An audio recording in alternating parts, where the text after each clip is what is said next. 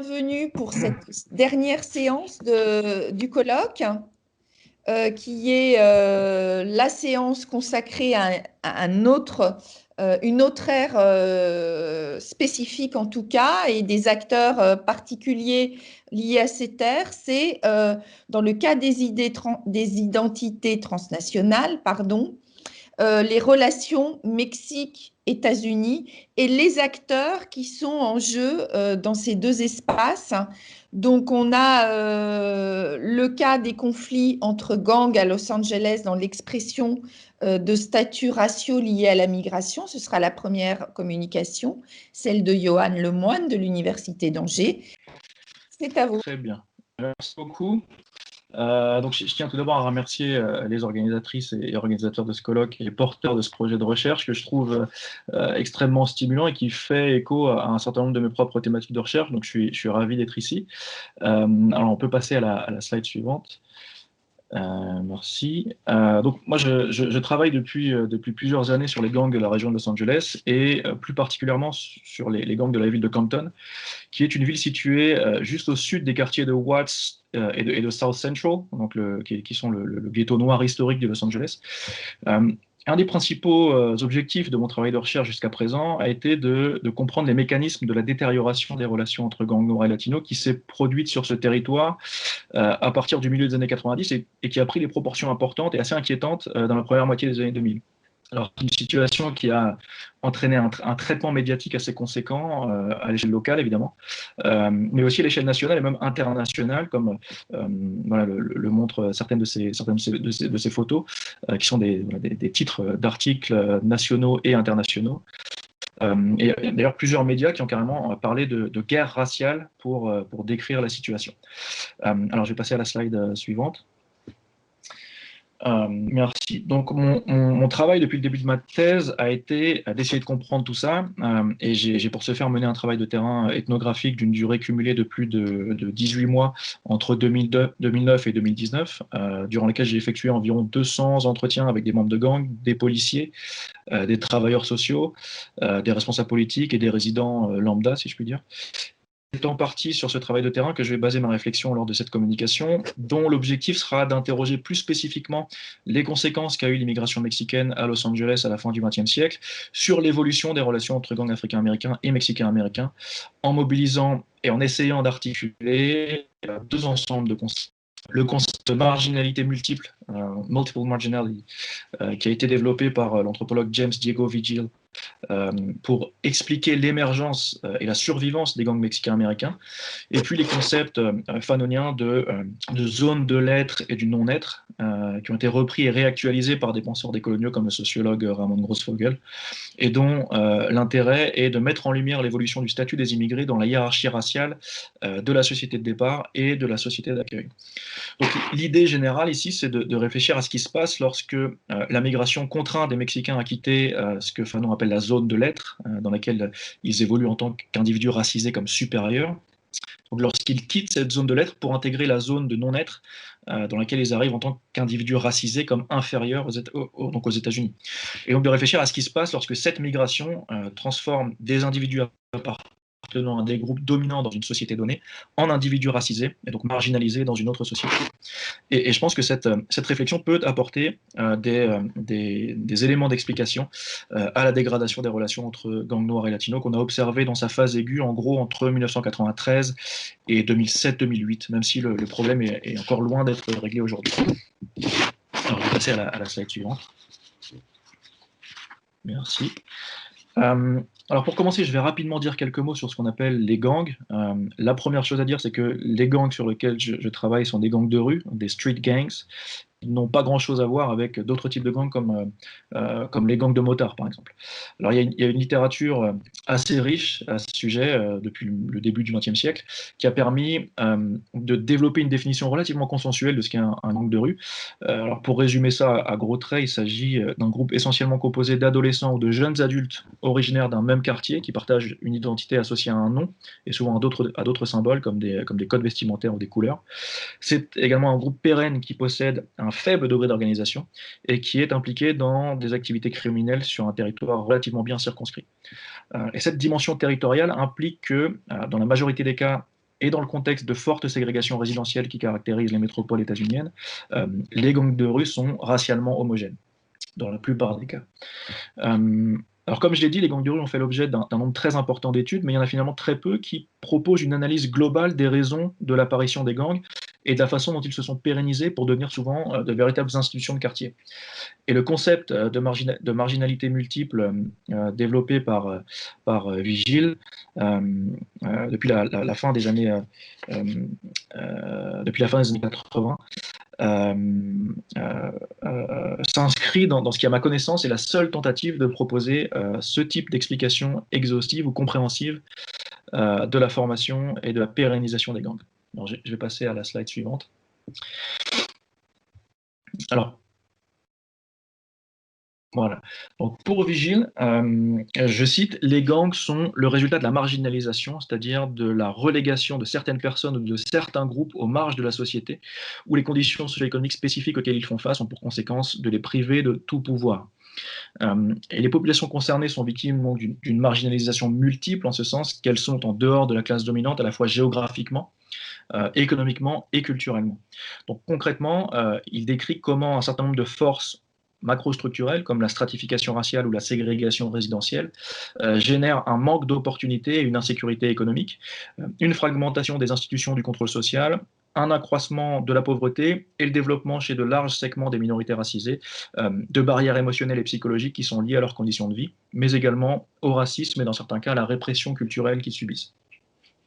Et donc face à cette mise à l'écart de la société dominante, certains jeunes cherchent un endroit dans lequel ils ne seraient pas marginalisés, et un certain nombre d'entre eux le trouvent dans la rue. Mais tous les jeunes issus de quartiers défavorisés ne deviennent pas membres de gangs. Ceux qui sont les plus susceptibles de le devenir, selon Vigile, sont ceux pour lesquels les institutions du contrôle social, en premier lieu la famille et l'école, remplissent le moins bien le rôle qui devrait être le leur. Donc pour Vigile, l'échec collectif de ces institutions génère un vide qui entraîne la socialisation de rue de milliers de jeunes et permet donc la pérennisation et l'institutionnalisation de ces gangs. Alors à Los Angeles, les gangs mexicains-américains ont vu le jour dans les années 1920 et ils se sont rapidement développés au gré de la marginalisation géographique, économique, sociale et politique des centaines de milliers de Mexicains et de Mexicains-américains qui se sont installés dans l'agglomération tout au long du XXe siècle. Et ces gangs sont rapidement devenus des acteurs incontournables dans les rues de certains quartiers et sont massivement entrés en conflit avec leurs homologues africains-américains au milieu des années 90, dans un contexte spécifique marqué entre autres par une raréfaction des ressources socio-économiques, une paupérisation globale de l'ensemble du centre de l'agglomération. Alors je vais passer à la slide suivante. Donc, dans le cadre de mes travaux, j'ai été en mesure d'identifier un certain nombre de facteurs explicatifs de la dégradation des relations entre gangs noirs et latinos à Los Angeles. Le premier, c'est la transformation du rôle des frontières territoriales des gangs avec le développement du trafic de crack au tout début des années 80. Alors avant ça, il n'y avait pas vraiment de volonté de gagner du territoire, d'empiéter sur le territoire d'un gang rival. Il s'agissait plutôt pour les membres de gang de représenter fièrement leur quartier sans chercher à accroître la superficie du territoire de leur gang. Et tout ça a changé avec le développement donc, du trafic de crack, puisque ce trafic a permis à de nombreux membres de gang de dégager d'importants bénéfices, ce qui a généré une forte augmentation de la concurrence pour le territoire. Et par ailleurs, les profits réalisés ont également permis aux membres de gangs impliqués dans le trafic d'acquérir de nombreuses armes de guerre pour défendre leur territoire de vente, ce qui a rendu les conflits beaucoup plus meurtriers. Et donc cette transformation du rôle des frontières, elle a engendré une explosion du nombre d'homicides au début des années 80 dans l'agglomération de Los Angeles, du nombre d'homicides liés aux gangs. Alors cette transformation, elle n'a pas directement contribué à la racialisation des conflits, mais elle a eu pour conséquence de modifier radicalement le contexte dans lequel cette racialisation s'est opérée, puisque désormais la moindre petite querelle entre un membre de gang noir et un membre de gang latino risquait de se transformer en affrontement meurtrier, puisque dans les différents quartiers respectifs, il y avait de nombreuses armes de guerre qui circulaient. Le deuxième facteur qui explique la dégradation des relations entre gangs, et cette fois-ci spécifiquement entre gangs noirs et latinos, c'est le rééquilibrage du rapport de force numérique entre ces gangs noirs et ces gangs latinos dans le cœur de l'agglomération. Et ça, c'est lié aux transformations démographiques qui se sont produites dans tout le sud-ouest des États-Unis, en particulier à Los Angeles, dans les années 80 et 90. Alors, à partir des années partir du début des années 80, il y a eu une explosion de l'immigration mexicaine et centra-américaine à Los Angeles. Entre 1970 et 1990, par exemple, la population latino du comté de Los Angeles a augmenté de 238%. Donc il y avait, par exemple, 2,2 millions de latinos en plus dans le comté en 1990 qu'en 1970. Par ailleurs, la population latino constituait seulement 11% de la population du comté en 1960, mais 36% en 1990 et près de 50% en 2010. Donc concrètement, ça s'est matérialisé par un processus de succession ethno-raciale dans le cœur de l'agglomération, en particulier dans une zone incluant les quartiers de South Central, Watts, Willowbrook, donc le ghetto historique noir de la ville, et puis également la ville de Compton, qui est située juste au sud et sur laquelle j'ai travaillé plus spécifiquement. Alors dans cette zone, la population africaine-américaine a été réduite de plus de 200 000 personnes entre 1970 et 2010, alors que la population latino a vu ses effectifs augmenter d'environ 330 000 personnes. Donc on a perdu 200 000 personnes au sein de la population africaine-américaine, et on a gagné 330 000 personnes sur la même période chez les latinos. Et donc dans ce contexte, le nombre de membres de gangs latinos a rapidement explosé. Certains de ces jeunes ont rejoint des gangs latinos déjà existants. Il y en avait déjà un certain nombre dans et autour du ghetto noir avant la vague migratoire. Mais d'autres ont créé de nouveaux gangs latinos sur les territoires de gangs africains-américains. Donc les zones de contact et de partage de territoires entre gangs noirs et latinos sont devenues beaucoup plus nombreuses. Et cette transformation a fini par constituer une menace pour la souveraineté revendiquée par les gangs noirs sur leur territoire traditionnel, a fortiori dans un contexte marqué par l'importance grandissante attribuée au territoire suite au développement du trafic de crack. Le troisième facteur est étroitement lié à cette transformation démographique parce que l'immigration n'a pas eu pour seule conséquence d'augmenter le nombre de gangs et de membres de gangs latinos. Elle a également généré une profonde évolution interne au sein de ces gangs latinos. Donc en gros, pour résumer ça rapidement, les membres de gangs latinos du cœur de l'agglomération de Los Angeles dans les années 60 et 70 étaient en grande majorité des Chicanos dont les familles résidaient sur le territoire états-unien depuis plusieurs générations. Donc ces membres de gang étaient culturellement assez proches de leurs homologues africains-américains, ce qui leur permettait d'établir et de maintenir des relations souvent cordiales et parfois amicales avec leurs homologues noirs, d'autant qu'on était à l'époque du mouvement pour les droits civiques et du mouvement Chicano, et c'est une période à laquelle des liens se sont tissés entre Noirs et Mexicains-américains. Alors ces liens amicaux se sont singulièrement renforcés dans les années 80. Il y a beaucoup d'exemples de gangs noirs et latinos qui se sont alliés à cette époque-là. J'ai également recueilli beaucoup de témoignages qui font état d'une mixité croissante au sein de ces gangs dans les années 80. Donc il y avait un nombre relativement important de noirs au sein de gangs latinos, des gangs latinos de la région, et inversement pas mal de latinos dans des gangs noirs. Donc africains, américains et latinos se côtoyaient, et beaucoup d'entre eux ont développé des relations très amicales, voire fraternelles. Mais tout ça a changé à partir de la première moitié des années 90, c'est-à-dire à partir du moment où les enfants des immigrés qui étaient arrivés à Los Angeles dans les années 70 et plus massivement dans les années 80, à partir du moment où ces enfants ont intégré dans des proportions relativement importantes les gangs latinos de la région. Dans le même temps, comme je l'ai dit tout à l'heure, la population africaine-américaine voyait ses effectifs se réduire de façon assez conséquente, ce qui fait que les jeunes latinos qui intégraient les gangs avaient grandi dans un environnement majoritairement latino, caractérisé par une concentration en immigrés récents beaucoup plus importante que la génération précédente. Et tout ça a entravé, pour résumer les choses rapidement, a entravé l'acculturation des jeunes latinos, c'est-à-dire leur convergence culturelle avec les Africains-américains. Donc il y a eu non seulement une augmentation des conflits entre des gangs qui entretenaient auparavant de bonnes relations, mais aussi des difficultés croissantes pour arbitrer et modérer les conflits interraciaux qui n'étaient pas absents durant les périodes précédentes. Ils étaient certes moins nombreux, mais ils existaient quand même et ils étaient rapidement circonscrits. Alors qu'à partir du milieu des années 90, des tensions individuelles ont donné beaucoup plus fréquemment lieu à des conflits racialisés entre gangs. Et le dernier facteur qui a contribué au déclenchement de conflits racialisés est lié à l'extension des activités d'un gang carcéral qui s'appelle la mafia mexicaine, the Mexican Mafia, qui est le gang le plus puissant au sein du système carcéral californien, qui a essayé d'étendre son contrôle, de prendre le contrôle en fait des gangs latinos, des gangs mexicains américains du sud de la Californie, donc de Los Angeles, en les taxant sur les ventes de drogue qu'ils réalisaient. Et cette pression qui a été mise par la mafia mexicaine a accru les tensions avec les gangs noirs du voisinage. Bon, j'ai pas le temps de développer cette partie-là, mais je pourrais y revenir si besoin dans la discussion. Et donc on a observé, dans ce contexte-là, on a observé une hostilité croissante, une hostilité grandissante des gangs latinos qui a commencé à choquer un certain nombre de personnes, un certain nombre d'observateurs. Et certains médias n'ont d'ailleurs pas hésité à parler de nettoyage ethnique qui serait perpétré par les gangs latinos dans les rues de Los Angeles. Alors je vais passer à la slide suivante. Alors concrètement, ça s'est matérialisé par une augmentation des conflits, donc une augmentation des violences physiques, mais également une augmentation des graffitis racistes sur les murs. Alors, j'ai quelques exemples de graffitis que j'ai pris en photo entre 2009 et 2012-2013.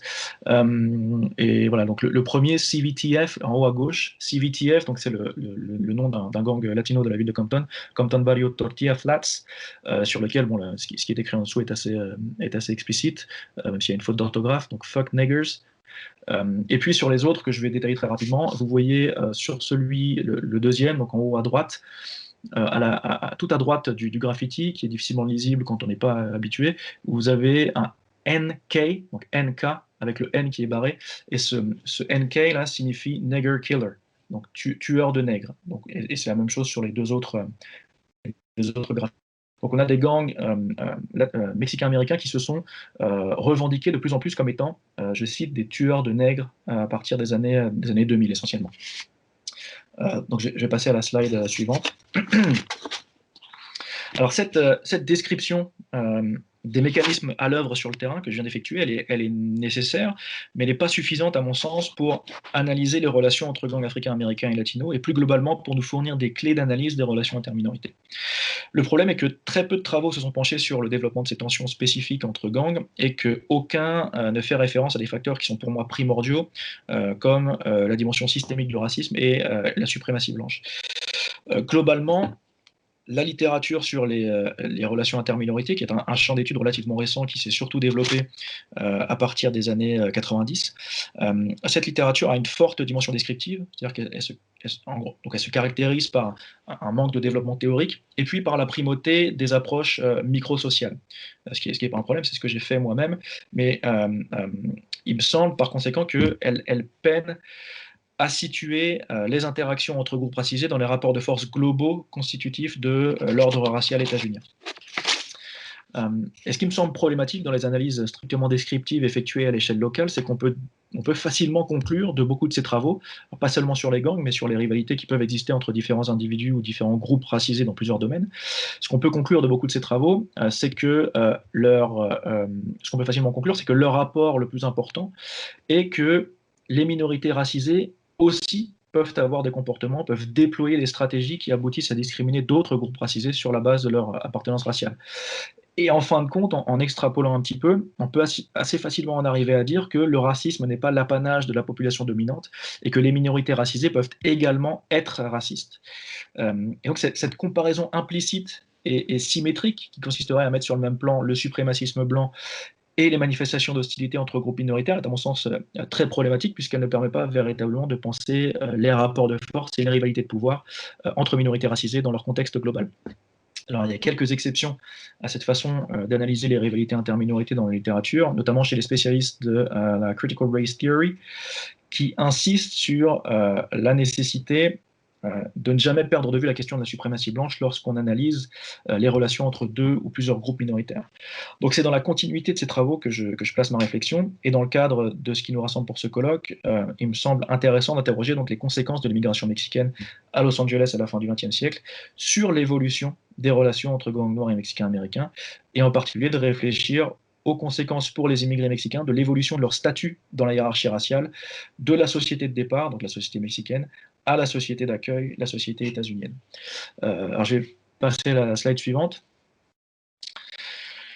Et pour ce faire, donc, je trouve particulièrement utile de mobiliser les concepts fanoniens de zone de l'être et du non-être qui ont été repris et réactualisés donc, par des penseurs décoloniaux comme Ramon Grossfogel.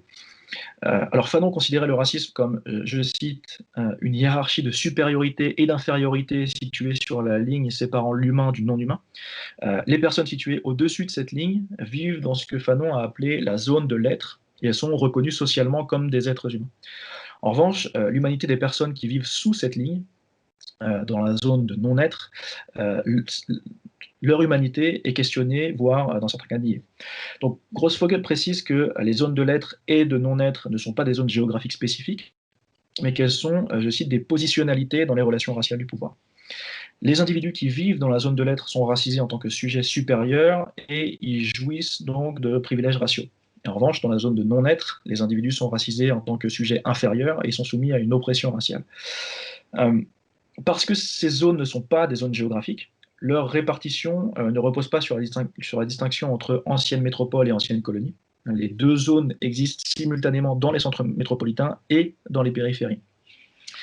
Par ailleurs, des inégalités de classe, de genre ou d'orientation sexuelle existent au sein de chacune des zones, ce qui implique l'existence d'intersectionnalités différenciées, c'est-à-dire que les oppressions subies dans la zone de non-être diffèrent grandement de celles qui sont subies dans la zone de l'être parce qu'elles sont doublées d'une oppression raciale. Donc concrètement, dans la zone de non-être, au-delà des oppressions que les sujets vivent de la part des sujets de la zone de l'être, il y a également celles qui sont exercées au sein de la zone de non-être entre sujets stratifiés. Donc des discriminations qui sont opérées entre individus ou entre groupes racisés et donc discriminés. Alors je vais passer à la slide suivante. Et cette distinction entre zone de l'être et zone de non-être, elle me semble extrêmement importante si on cherche à comprendre en profondeur les raisons de la racialisation des conflits entre gangs. Alors quand on évoque la question raciale dans le sud de la Californie, on fait souvent référence au concept de racisation différenciée, differential racialization, pour souligner le fait que les différents groupes ethno-raciaux ont subi des processus de racisation différents en fonction du contexte et des besoins du groupe dominant. Mais on s'intéresse plus rarement à la façon dont un même individu ou un même groupe peuvent être racisés différemment en fonction du territoire sur lequel ils se trouvent, en fonction de la société dans laquelle ils évoluent. Et donc cette idée fait plus spécifiquement écho à l'un des 4 facteurs de dégradation des relations entre gangs que j'ai présenté tout à l'heure, qui est celui de l'évolution de la composition interne des gangs latinos. Les adolescents qui ont intégré les gangs mexicains américains de Los Angeles à partir de la première moitié des années 90 étaient des enfants d'immigrés récents, dont beaucoup de ces immigrés avaient des représentations négatives des Africains américains, des Noirs d'ailleurs plus que des Africains américains. Et ces représentations négatives, ils les avaient, si je puis dire, transportées avec eux depuis le Mexique. Alors il y a assez peu de travaux sur les pratiques et les représentations racistes qui visent les afro-descendants au Mexique, mais une série d'études récentes montre que la stratification raciale héritée de la colonisation espagnole, qui plaçait les Noirs au bas de l'échelle raciale, et les inégalités qui en résultent sont toujours très présentes aujourd'hui, malgré un discours officiel qui s'évertue à nier l'existence de divisions basées sur des différences phénotypiques. Et par ailleurs, après l'indépendance, en 1821, le Mexique a entamé un processus de création d'une identité nationale basée sur l'idée de métissage. Donc la nation mexicaine a commencé à se penser comme une nation métisse, donc résultat du mélange entre les Espagnols et les peuples indigènes. Or, l'héritage africain d'une partie de la population n'a jamais été intégré au roman national, si bien que nombre de mestizos, donc de métis, ne considèrent pas aujourd'hui encore les afro-descendants comme des membres à part entière de la nation. Et donc beaucoup des immigrés mexicains qui se sont installés à Los Angeles à partir des années 80 étaient des mestizos qui jouissaient d'une position favorable ou relativement favorable dans la hiérarchie raciale mexicaine. Et les entretiens que j'ai pu effectuer auprès de d'autres membres de gangs mexicains-américains montrent bien qu'un certain nombre d'entre eux, pas tous évidemment, mais un certain nombre de ces membres-là avaient été élevés par des parents qui avaient des représentations négatives des Noirs, représentations qui avaient été forgées au Mexique et renforcées aux États-Unis, d'une part parce que les Africains-Américains sont également situés au bas de l'échelle raciale dans la société états-unienne et que donc beaucoup d'immigrés ont d'une certaine manière assimilé l'ordre racial en vigueur dans la société d'accueil, et d'autre part parce que ces immigrés-là avaient subi des agressions relativement fréquentes à partir des années 80 de la part de membres de gangs noirs qui considéraient les immigrés comme des cibles faciles parce qu'ils avaient l'habitude de se déplacer avec de l'argent liquide, beaucoup n'avaient pas de compte en banque, et qu'ils ne risquaient pas d'aller porter plainte auprès de la police parce qu'un certain nombre d'entre eux étaient sans papier. Alors je vais changer de diapo. Et donc il y a eu, me semble-t-il, une transmission de ces représentations négatives, qu'elles se traduisent par de l'hostilité ou par de la crainte, une transmission de ces représentations négatives des parents aux enfants, dont une partie non négligeable a constitué la nouvelle génération de membres de gangs latinos à partir de la première moitié des années 90. Ce qui est ressorti de mes différents entretiens, c'est une différence très nette dans les niveaux de proximité avec les Africains-Américains déclarés par les membres de gangs latinos en fonction de leur génération. Comme je l'ai un peu évoqué tout à l'heure, les membres de gangs latinos actifs dans les années 60, 70 et 80 faisaient généralement état de rapports beaucoup plus harmonieux avec les membres de gangs africains-américains que les membres de gangs latinos actifs à partir des années 90. Et donc cette transformation des relations interminorités, liée pour partie aux représentations négatives des membres de gangs latinos vis-à-vis des Noirs, a également généré des tensions internes à la communauté, entre guillemets, mexicaine-américaine, avec l'émergence parfois de discours quasiment nativistes chez certains Mexicains-américains. Donc ce sont cette distance culturelle accrue entre Mexicains-américains et Africains-américains, et les représentations négatives ancrées dans une histoire familiale, mais également nationale, et donc transnationale ou transcoloniale, puisque la place des Noirs est la même dans les hiérarchies raciales héritées des colonisations espagnoles et britanniques. Ce sont cette distance culturelle et ces représentations négatives qui, lorsque des conflits interpersonnels éclatent entre deux membres de gangs différents, constituent l'étincelle qui va faire dégénérer la situation et impliquer graduellement, dans la plupart des cas, les familles des individus concernés, puis leur noyau le plus proche au sein du gang, et enfin éventuellement l'ensemble de leurs gangs respectifs qui vont entrer dans des conflits dont la ligne de fracture va se déplacer. D'un conflit individuel, on va passer à un conflit entre gangs, voire un conflit sur des bases raciales qui va impliquer bien plus d'individus que les simples membres des deux gangs concernés. Et je passe à la slide suivante pour terminer. Donc au regard de ce que je viens de dire, la question de la marginalité pour les immigrés mexicains et leurs enfants se pose doublement. Il y a d'une part la marginalité multiple qu'ils subissent d'un point de vue géographique, socio-économique, politique et culturel, et c'est selon Vigile cette relégation aux marges de la société qui entraîne la naissance et la survivance, la pérennisation des gangs.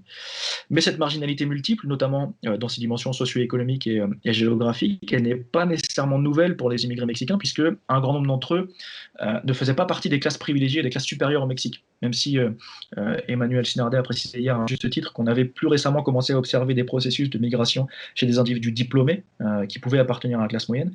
Mais en tout cas, les parents des membres de gangs que j'ai interrogés n'appartenaient pas à cette classe moyenne.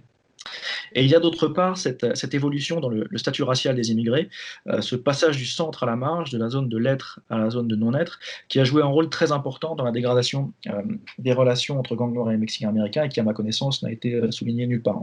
Et Vigile n'en parle pas, par exemple. Et donc je passe pour conclure à la dernière slide.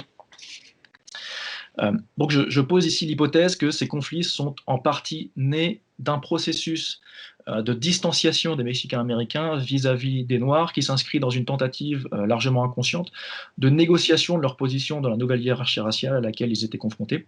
Il me semble par exemple que l'hostilité affichée des membres de gangs mexicains américains, dans les mots qu'ils employaient, dans les discussions qu'ils pouvaient avoir, dans les graffitis qu'ils pouvaient poser sur les murs, mais aussi dans leurs actes, les attaques ciblant spécifiquement les Africains-Américains.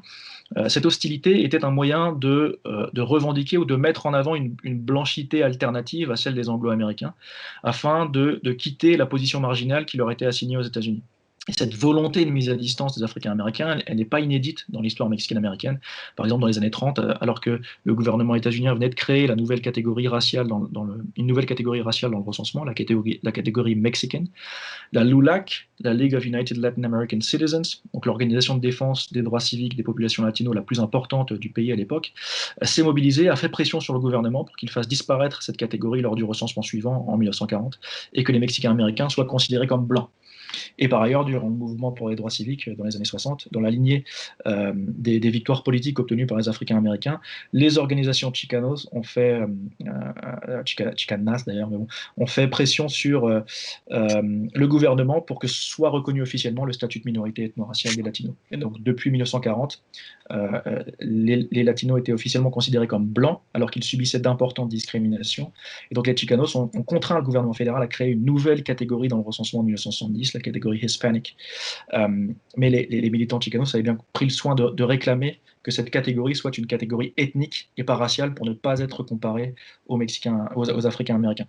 Donc voilà, par le biais de cette analyse, j'essaye de repenser les relations interminorités dans un cadre multiscalaire et diachronique qui prennent en compte à la fois la dimension globale d'un point de vue géographique de l'idée de suprématie blanche et son profond ancrage théorique de la période coloniale à nos jours. Voilà. Je vous remercie et je suis désolé d'avoir dépassé le temps. C'est bon, merci pour le temps, c'est parfait, merci. Et merci à Yann d'avoir géré le PowerPoint.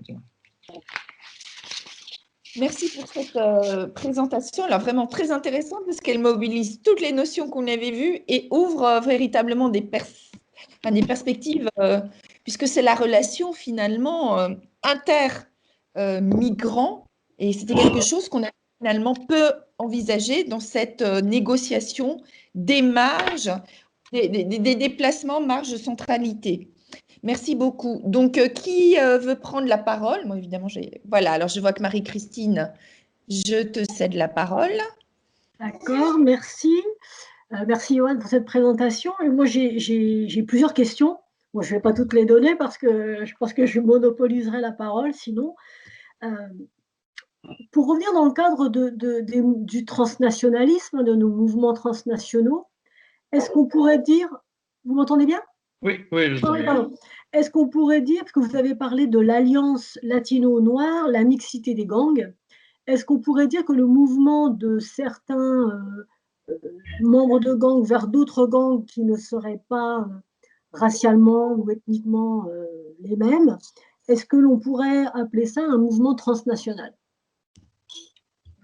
Alors, pour préciser, il y a eu très peu, et à ma connaissance, enfin, j'ai jamais entendu parler de membres de gangs qui appartenaient à un gang spécifique qui ont migré vers un autre gang. Il s'agit simplement, quand je parlais de mixité à l'intérieur des gangs, par exemple, d'individus, d'adolescents mexicains-américains qui grandissaient sur le territoire d'un gang africain-américain et qui, au lieu d'intégrer un gang mexicain-américain, intégraient le gang du groupe ethno-racial, de l'autre groupe ethno-racial, mais qui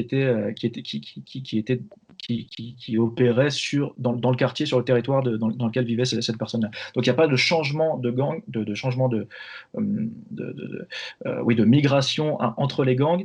Il y a des Mexicains américains qui ont développé des liens d'amitié avec des jeunes Afro-Américains de leur quartier et inversement, et qui, au lieu d'intégrer le gang mexicain d'à côté, ont préféré intégrer le gang noir de leur propre quartier. Alors qu'auparavant, ça se voyait peu, et que par la suite, ça ne s'est plus vu du tout quasiment. Et donc, est-ce que ce mouvement, enfin, cette situation pourrait rentrer dans ce qu'on a appelé l'Amérique post-raciale, ou en fait, ou post-ethnique, pardon, post-raciale, où on peut choisir finalement de changer, enfin, c'est un choix individuel, de changer de groupe. Si par exemple un noir a la possibilité et souhaite intégrer un groupe, un gang mexicain, est-ce qu'on peut dire qu'il a une nouvelle affiliation et que finalement il choisit une nouvelle appartenance communautaire? Ouais. Alors, je pense pas, parce que donc, pour que ça relève de l'Amérique post-raciale ou post-raciale, il faudrait que les jeunes Africains-Américains et les jeunes Mexicains en question aient également la possibilité de faire oublier leur origine et leur appartenance ethno-raciale officielle et d'être considérés comme blancs, ce qui n'est absolument pas le cas. Ils peuvent être ils peuvent intégrer des gangs dans lesquels la majorité des membres n'appartient pas à leur propre groupe ethno-racial. Mais ces gangs-là vont rester majoritairement noirs ou majoritairement latinos quand même, donc ils ne vont pas être considérés comme des gangs mixtes, même s'il y a de plus en plus de membres d'un groupe ethnique ou d'un groupe racial différent.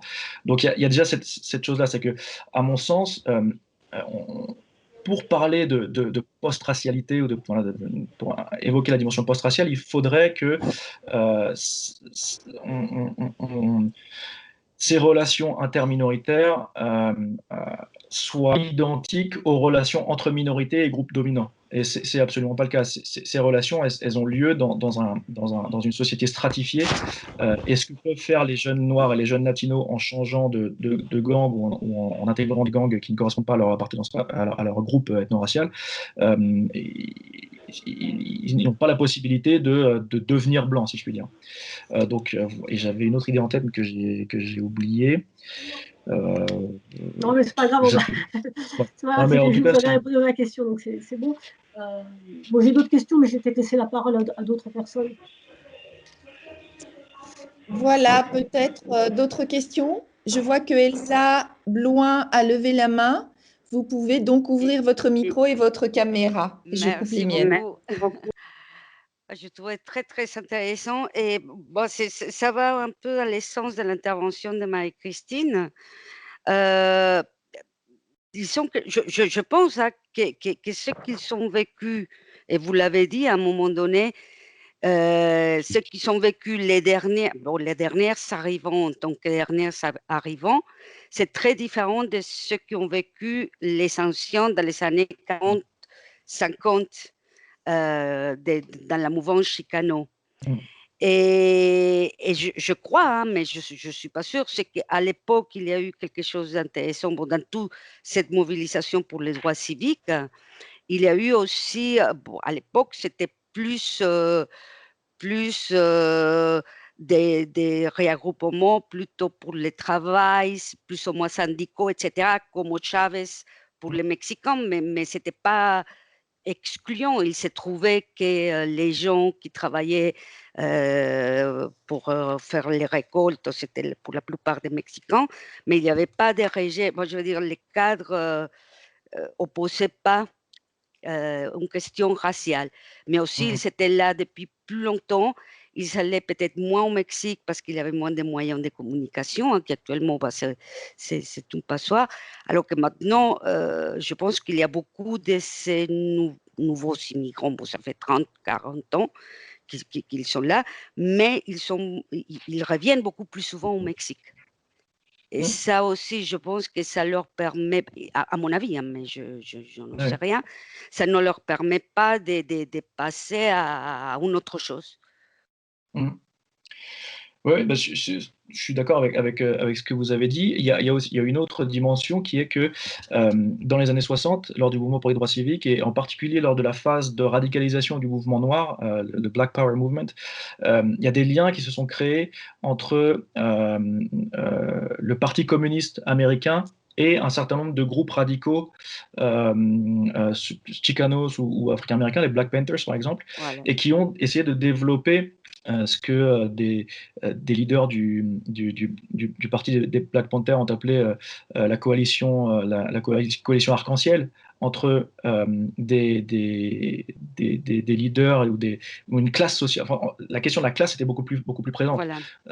Les classes ouvrières noires, blanches, latino, chicano, il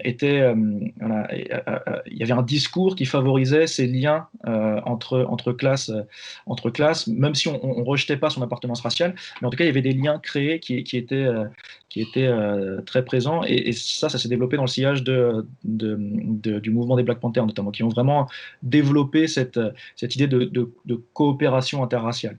Et puis sur la question du retour au Mexique, oui, de fait, alors il ne s'agit pas d'un jugement, dire c'est mieux ou c'est moins bien, mais de fait, lorsqu'on lorsqu'on garde des liens avec son pays d'origine, il y a peut-être une acculturation qui se fait moins et donc des liens avec les autres groupes ethno-raciaux sur le lieu où on habite qui sont un peu plus difficiles. Mais je pense pas que ce soit... ouais, bon, en tout cas, c'est vrai, mais je ne sais pas dans quelle mesure quel est le terme que je cherche? C'est Dans un quelle mesure ça peut, obstacle, ouais, voilà, c'est un c'est obstacle un obstacle. définitif, quoi. Oui, Je pense pas que ce soit un obstacle définitif, mais en tout cas, oui, ça facilite pas les échanges, ça c'est sûr. aïe, vous êtes perdu. Je vous ai perdu, merci. Voilà. Ok, C'est oui, bon. et pour la question, bah, les régimes, ça c'est tout à fait d'accord. Le régime des castes, Ouais. le régime Voilà. des castes, voilà, c'était en effet les Noirs, mais c'était aussi parce que il n'y avait pas une population d'origine africaine très importante, hein. Ouais. Elle était surtout bon, sur la côte Caraïbes, Atlantique, Golfe. Et je ne sais pas si ça jouait, mais bon, c'est vrai que le régime des castes espagnols, ça a été très ancré au Mexique. Mais Mm. en effet, les Noirs, il était presque inexistant. Merci beaucoup. Est-ce que quelqu'un voudrait prendre la parole et poser une question? J'en ai une, c'est pour ça. Donc, Moi, j'en aurai une aussi après, Emmanuel. Enfin, vas-y, pose ta question et moi, je voudrais bien revenir aussi. justement la question, mais Johan, vous venez d'évoquer la question justement parce qu'en effet, il y a un positionnement marge ethnie très, très, très marqué. J'aurais aimé savoir s'il y a dans les entretiens que vous avez eus une superposition avec la notion de classe, hein, parce que je pense, enfin, je dis classe parce qu'il y a ce travail de Balibar et Wallerstein, classe, race, genre, mais voilà. Bah, et c'est quelque chose c'est une question que j'aurais voulu développer si j'avais eu 1h30 de communication, mais bon, effectivement, c'est pas vraiment ressorti dans les entretiens parce que les personnes que j'ai interrogées n'avaient pas véritablement de culture de classe, ni même d'accès à des théories critiques, à des intellectuels critiques. Donc ils étaient vraiment au jour le jour, comment dire, terre à terre dans leur façon d'analyser les relations avec leurs voisins, les membres de gang d'à côté. Et donc en fait, lorsque tout ce qui vous entoure, lorsque toutes les personnes qui vous entourent à des kilomètres à la ronde appartiennent exclusivement à la même classe que la vôtre, c'est pas quelque chose qui va ressortir. La seule différence qui ressort, c'est la différence de couleur de peau. Et donc c'est ça qui va être mobilisé, en premier. En revanche, et pour revenir sur la question de l'agentivité qui a été abordée hier, moi, je considère que dans ces conditions, c'est très difficile d'exercer sa capacité d'agir pour sortir de ce système de pensée. En revanche, il y a des choses qui sont mises en place, notamment par d'anciens membres de gang qui ont pu par la suite aller à l'université, avoir accès à des cours en sciences sociales, à lire des penseurs, etc., des penseurs critiques notamment.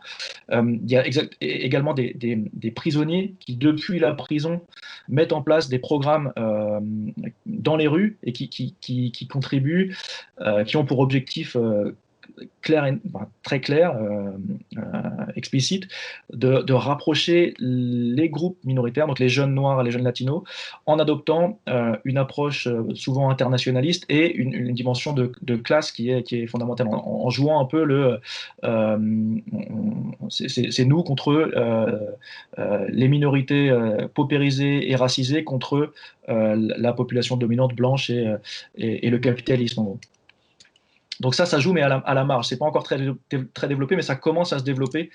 Et il y a notamment des ceasefires, des traités de paix qui sont mis en place en ce moment même à South Central Los Angeles entre gangs noirs et latinos sur cette base-là.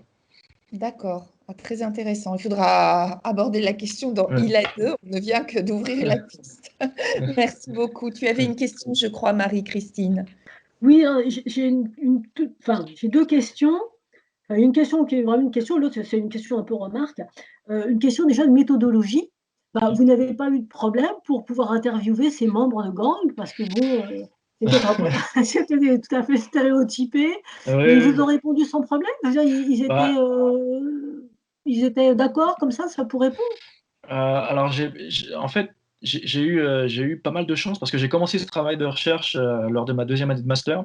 Donc j'ai fait un premier travail de terrain d'1 mois, c'était la première fois de ma vie que j'allais aux États-Unis, je connaissais absolument personne et donc au moment où j'ai cherché un logement, et c'est pour le coup, c'est très encore une fois, c'est très terre à terre, là, j'ai eu un coup de chance énorme.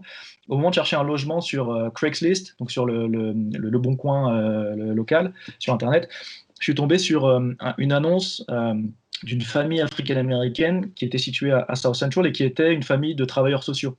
Donc j'ai passé Ah, 1 mois chez eux, en master 2 et eux, du coup, ils m'ont fait bénéficier de tout leur réseau de connaissances et parmi ces connaissances-là, il y avait énormément d'anciens membres de gangs, mexicains-américains notamment et donc j'ai tissé un 1er réseau lors de cette année de master et je suis revenu l'année suivante pendant 1 an, du coup, dans le cadre voilà, de mon travail de terrain de thèse, et là, j'avais déjà une base pour travailler.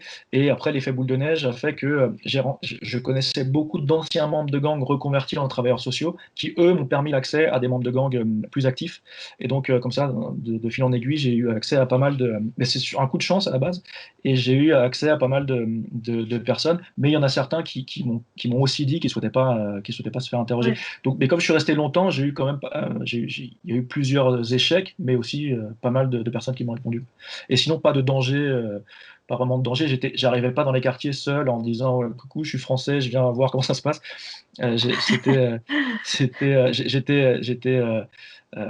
J'étais présenté aux membres de gang par d'anciens membres de gang, des grands, si je puis dire, des anciens qui respectaient, et donc il n'y avait pas de problème de ce point de vue-là.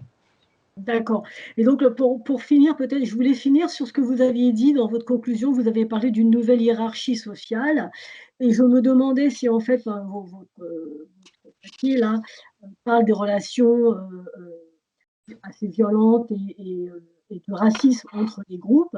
Et je me demandais si les relations entre les gangs mexicains et les gangs noirs ne relevait pas du processus qu'on appelle la succession ethnique.